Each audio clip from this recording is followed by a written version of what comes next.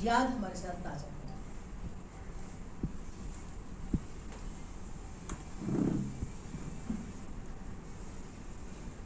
सबसे पहले धन्यवाद कि आप लोग आए और बहुत कम नोटिस में, क्योंकि बहुत इनफॉर्मल सा था कि इनका बर्थडे मनाया जाए। वो हुआ यूँ था कि आप लोगों को पता है कि 16 जुलाई को इनकी डेथ एनिवर्सरी होती है, और मैं भगवान से यही कहती हूँ कि 5 दिन रुक जाता तो तेरा क्या जाता।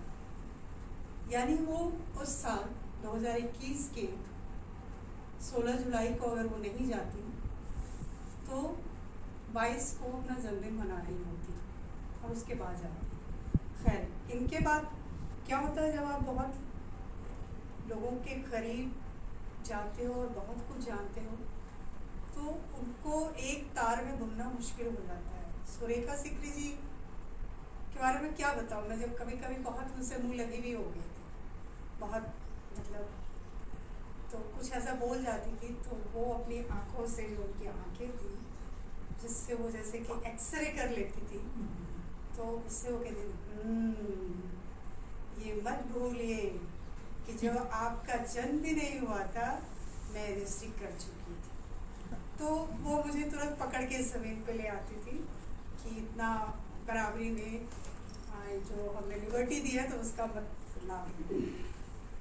सुरेखा जी के बारे में बहुत यादें हैं। जैसे कि आप लोगों को पता होगा कि विजयदान देथा एक बहुत बड़े राइटर हुए राजस्थान के, और उनकी सुरेखा जी पसंदीदा अभिनेत्री थी। इस हद तक पसंदीदा कि अगर कहा जाए कि वो इनको प्यार करते थे तो गलत नहीं होगा। उनकी एक कहानी बनी थी परिणति, जिसमें सुरेखा जी एक्ट्रेस थी और प्रकाश झा ने उसको डायरेक्ट किया था। तब से उन दोनों में मतलब एक होता है ना कि एक दूसरे को एडमायर करना, अडोर करना। काफ़ी सालों बाद, लगभग 30-40 सालों बाद अगेन जो है राजस्थान दूरदर्शन पे एक फिल्म आनी थी जिसका नाम था बिज्जी का खजाना, जिसमें विजयदान देथा की कहानियाँ ही होनी थी कई सारे 10-12। उसमें एक कहानी थी दूरी, जिसमें सुरेखा जी को कास्ट किया गया था और वो डायरेक्ट कर रहे थे उदय प्रकाश, हिंदी के जाने माने लेखक के। तो मैं तब इंडस्ट्री से निकली थी, 2-3 साल ही हुए थे, और मुझे भी उनकी कुछ कहानियों में काम करने के लिए वहाँ बुलाया गया था। और ये शूटिंग हुई वही विजयदान देथा का गांव है राजस्थान में, बुरुंदा में। वहाँ मैं गई और बड़ा ही ऐसा माहौल था, शूटिंग वाला कोई माहौल नहीं था। अगर आप लोग होते तो बड़े उदास होते। एक हॉस्पिटल था गांव में, तो हॉस्पिटल के कमरों में सारे आर्टिस्टों को रखा गया था। उसके पीछे जो जगह थी या छत पे खाने पीने का इंतजाम किया गया था। जो वहाँ के लोकल लोग थे वही खाना बनाते थे, और हम जो बनता था सबको मिलके खाना था। पर जो मिलता था, मैं ये कहूँगी कि विजयदान देथा जी ने सब कुछ संभाल रखा था कि शहरों जैसी सुविधा नहीं, लेकिन बाकी जो चीज़ें हैं कि खाने पीने में, सोने में कोई कसर ना रह जाए। वो हॉस्पिटल का ही बेड था, लेकिन उन्होंने दूसरों के घर से गद्दे, तकिया, मसनद, चादरें सब मंगवा लिया था और ढंग से रखा गया था, पर वो था वो हॉस्पिटल का बेड। मेरी 2 या 3 कहानी हो चुकी थी और हमें जैसे बुक कर लिया गया था बंधुआ मजदूर की तरह कि जितने दिन शूटिंग नहीं होगी आप वही रहोगे। हम पड़े थे। एक दिन सुबह सुबह पता चलता है कि बुरुंदा से गाड़ी गई है, ये क्या है, उदयपुर एयरपोर्ट, सुरेखा सिकरी जी को लेने के लिए। ऐसे सुरेखा सिकरी, तो मैं ऐसे, मेरी ना कि बीट धड़कन बढ़ गई। तब तक नहीं पता है कि किसी एक कहानी में मुझे भी उनके साथ रोल करना है, और अंत में मुझे बता रहे हैं उदय जी कि आपको छोटा सा रोल है, आई होप आप बुरा नहीं मानेंगी, लेकिन आपको करना है इसमें।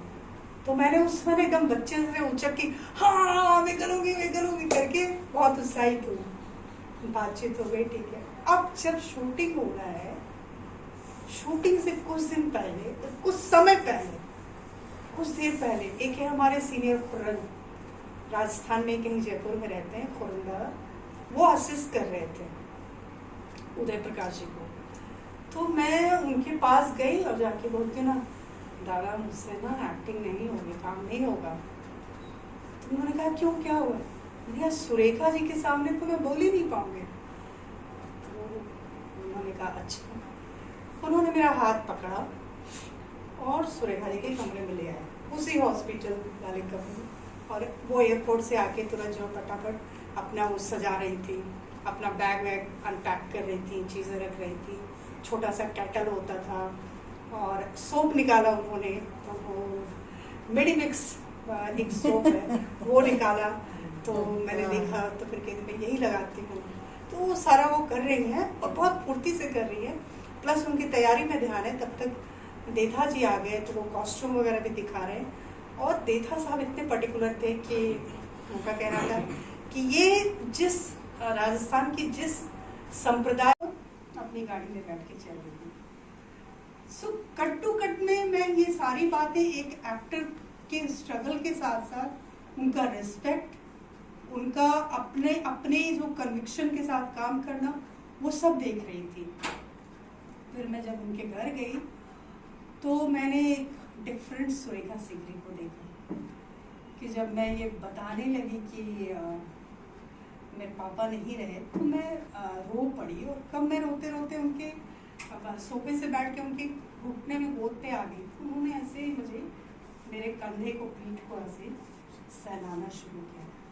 एंड मैं अगेन वही कहूँगी कि मैं कुछ भी एग्जरेट करके नहीं बोल रही हूँ कि मैं एक्ट्रेस हूँ और बहुत बायस्ड हूँ, या बहुत होता है ना कि आप जब किसी को बहुत प्यार करते हैं तो बहुत लार्जर देन लाइफ, ऐसा कुछ नहीं। जो मैंने फील किया, महसूस किया, ऐसा लगा ना कि मेरी पूरे बॉडी में बहुत कुछ नेगेटिविटी थी, बहुत पेन था। और उन्होंने जो ऐसे ऐसे किया ना, वो सब सोख के जैसे बाहर चला गया। जैसे कहते हैं ना कि कोई नकारात्मक ऊर्जा को आपकी बॉडी से खींच के बाहर दी। एंड मैंने बहुत अपने आप को रिलैक्स और हल्का फील किया। और शायद वही दिन है या क्या कि हमारी मतलब मुलाकातें इतनी होने लगी कि जीवन में दो लोग हैं जिनको मैं 10 दिन अगर ना मिलूं तो मुझे फ़ोन पे गालियां देते थे कि अरे तू कहाँ मर गई, आती क्यों नहीं मिलने। पहले थे राजेंद्र यादव दिल्ली में और दूसरे ये सुरेखा सीकरी में। कि लॉकडाउन भी लगा था तो वो कहते असीमा बहुत दिनों से आई नहीं है। तो मैंने कहा मैम लॉकडाउन, तो कहती थी तो क्या बहुत दूर है। लॉकडाउन है, अलाउ नहीं है, आपके गेट पे मुझे एंट्री नहीं देंगे। तो बच्चों जैसे कई बार करती थी। और जैसे वो धीरे धीरे खुली ना, जैसे कहते हैं ना कि फूल जब खिलता है, तो जिनको देख के मैंने पहली बार कहा था कि मैं इनके साथ काम ही करूंगी, उनके साथ दोबारा काम करने का मौका मिला। एक प्ले किया था, हिमा ने डायरेक्ट किया था, परिंदे, तो उसमें भी ये प्ले कर रही थी। तो हम वहाँ भी मिलते थे रिहर्सल में और सेट पे एक्टिंग करते हुए। हैदराबाद भी गए हुए थे। तो ये धीरे धीरे बढ़ना जब हुआ तो दिखा कि यार ये उतनी ही डाउन टू अर्थ है, उतनी ही ये सबके लिए ना। मतलब एक हमारी एनएसडी में थी हमारी वो मैम, छोटी सी निभा जोशी, निभा मैम। तो निभा मैम के बारे में सबका कहना था कि वो सबको इक्वली प्यार करती है। तो ऐसे ही इनका देखा मैंने कि सबके लिए बहुत केयरिंग होती थी कि कोई ये है आया, देर से आया, किसी को चोट लगी है या कोई लड़का या लड़की परेशान है तो सबको पूछना, सबके सर पे हाथ रखना। और फिर जब काम की बारी आती थी एक्टिंग में तो वो एकदम डिफरेंट होती थी। तब वो एक सेल्फिश एक्ट्रेस होती थी कि तू कौन मैं कौन, मुझे अपने काम पे कंसंट्रेट करने दे। तो ये जो कहते हैं इतने लेयर्स, इतने शेड्स जो उनके दिख रहे थे मुझे। और हर बार वो जब चूँकि वो अपनी गाड़ी से जाती थी तो पूछती थी लोगों को कि किसी को मेरे साथ चलना है, कहीं किसी को उतारना है, छोड़ना। तो ये सारी जनरसिटी जो होती है ये मैं देखती थी। इसी बीच में बालिका बधू खत्म हुआ और उनको एक फिल्म मिली बधाई हो। और रेस्ट इज हिस्ट्री की आपको पता है कि बधाई हो में उनको 6 अवार्ड मिले, 6 अवार्ड मिले फिल्म फेयर से लेकर के नेशनल, और भी 4 और थे दादा साहब फाल्के। तो वो सब जगह मुझे तब तक हम जब वो कहीं जाती थी तो चलेंगी ऐसा मुझे फोन करके पूछती थी, और मैं कहती थी नहीं की और पूछ, क्योंकि उनके साथ जाना आना बैठना समय स्पेंड करना सब कुछ होता था एक डिफरेंट काइंड ऑफ वर्ल्ड, क्योंकि वो एनएसडी टाइम की भी बात करती थी। और जो मतलब मैं एक बात जो मैंने उनसे सीखी कि वो खुद की कमियों के बारे में, खुद की बुराइयों के बारे में बहुत हंसते हंसते रिग्रेट के बिना बताती है, और किसी को जज नहीं किया। मैंने उनके बारे में, सुरेखा जी के बारे में शायद 1-2 लोगों से उनके बारे में नेगेटिव सुना, जैसे कि वो नाक पे मक्खी नहीं बैठने देती है, तो बहुत अपने में रहती है, बहुत एटीट्यूड है, बहुत टेंट्रम है। मुझे लगा कि सुरेखा सिकरी जैसी एक्ट्रेस जो अपने काम में इतनी ऑनेस्ट और इन्वॉल्व है, तो अगर ये सब है तो वो भी सर माथे पर और होना चाहिए एक एक्ट्रेस में। बधाई हो के बाद वो जो जहाँ भी जाती है अवार्ड के लिए मैं उनके साथ जाती थी। जाने से पहले वो उनको लगता था जैसे हर बार कोई पहला अवार्ड मिल जाए, मैं क्या पहनूंगी, मैं क्या पहनूंगी। तो वो बच्चों जैसी चीज़ें फिर खोजना, ये तब तक उनके साथ एक नर्स भी रहने लगी थी पिंकी, तो वो भी बहुत क्लोज हो गई थी उनसे, तो हम लोग मिलके तय करते थे। हीवा भी तय करती थी, फिर उनकी बहन भी कभी कभी डी-मार्ट से कुछ ला के दे देती, ये पहन के जाना, और वो सबको ट्राई करना एकदम नई चुलबुली बच्चियों की तरह। और देथा साहब इतने पर्टिकुलर थे कि उनका कहना था कि ये जिस राजस्थान की जिस संप्रदाय या जाति जो होती हैं उसकी औरतें ऐसा ही पहनती हैं, टिपिकल उनका वो होती है चोलियाँ, जिसे खुला या क्या तो वो बोलते थे, तो वो सबका वो इंतजाम कर रहे थे। और इसमें करते क्या थे, कोई कॉस्ट्यूम वाला नहीं था डिजाइन, मुझे बच्चे की तरह देथा साहब पकड़ के घर घर जाते थे, वो दो लुगाइयों, अब लुगाइयाँ सब घूंघट कर लेती, फिर वो कहते थे तुम्हारे पास जो है वो दो, तो वो पर्टिकुलर उसी जात के घर में जाते थे जो जात की महिलाएं वो पहनती हैं। अगर सेठानियों वाले बहुत तड़क भड़क वाली चीज चाहिए तो वो अमीरों के दरवाजे जाते थे, और जो गरीब जो कालबेलिया टाइप की औरतें हैं जिनके वो काले वस्त्र होते हैं या कुछ, तो ये सब एक अनूठा मेरे लिए अनुभव था कि गांव-गांव जाके घर घर जाके वो मांग रहे हैं, फिर उनके जो आर्टिस्ट है वो पहन रहे यूज कर, फिर वापस उनको जाके दिया जा रहा है। और बिज्जी जिस भी घर में जाते थे उनका बड़े खुले दिल से स्वागत होता था, क्योंकि बिज्जी वहाँ के लिए भगवान थे। तो वो सब भी हो रहा है और मैं वहाँ गई तो खुर्रम भाई ने कहा सुरेखा जी देखिए ये बच्ची क्या कह रही है, तो सुरेखा जी ने कहा हाँ क्या कह रही है भाई, तो और वो बहुत फुर्ती में थी कि अनपैक करना है, ड्रेस भी देखना है, और उनको लग रहा था जैसे कि एकदम से ऐसे एनर्जी जिसको कहते हैं ना वो ऐसे बिखर रही है उनकी पूरे बॉडी से। तो खुर्रम भाई ने कहा कि ये बच्ची कह रही है कि आपके साथ काम नहीं करेगी, तो ये उनका लैंग्वेज था कि काम नहीं करेगी। अब सुरेखा जी के सामने कोई ऐसे बोले तो सोचो कि कितना अजीब सा मैसेज जाता है। तो सुरेखा जी ने पलट के मुझे देखा, कहा क्यों भाई, तो तब जाके खुर्रम भाई ने संभालते हुए लैंग्वेज बोला, कह रही कि डर लग रहा है। तो सुरेखा जी मुड़ी और मेरी तरफ देख के थी, क्या मैं इतनी भयंकर दिखती हूँ आपको, क्या आपको मुझसे डर लगता है? तो मैंने कहा नहीं, पर आप इतनी बड़ी एक्ट्रेस हैं और मैंने बहुत पढ़ा है आपके बारे में, बहुत पढ़ा और सुना था। आप लोगों को शायद पता नहीं होगा, निमिचंद जैन जी नटरंग पत्रिका निकालते हैं, तो पूरा अंक एक बार सुरेखा जी ने, और उसमें बड़ी बड़ी तस्वीरें थी जब वो दिल्ली में ये लोग वो धूम मचा चुकी थी ये एक्ट्रेसेस। मैं बिना बायस्ड हुए कह रही हूँ, ये मत सोचिएगा कि मैं एनएसडी की हूँ इसलिए। सुरेखा जी, उत्तरा जी, हिमानी शिवपुरी जी, और यहाँ तक कि जब मैं रेपेट्री में आई तो ये दोनों धूम मचा रही थी। इनकी बड़ी बड़ी तस्वीरें, कलर तस्वीरें इंडिया टुडे में मैंने देखी। तो वो भी बड़े सब थे, और मेरे लिए जब मैं देखती थी तो गूज़बम्प होते थे कि अरे एक्ट्रेस को इतना सम्मान मिलता है।